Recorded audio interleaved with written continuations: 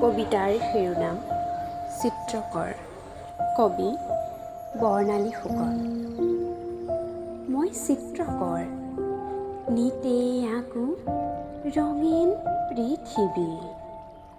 আজি পিছে অকা নাই, বতাহে কঁপোৱা, বাৰিষে ভিজোৱা এটি ধূলিহৰি বাট, নতুবা হাওনে আদৰা কিম্বা মদাৰে বোলোৱা জীৱনৰ ৰঙীন আঁকপাত।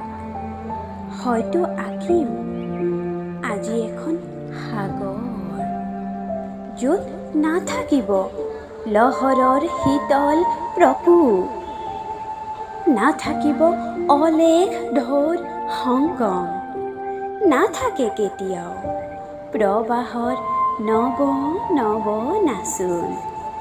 থাকিব মাথোন ঠিকনাবিহীন অস্তিত্বৰ বালিময় সুবাস।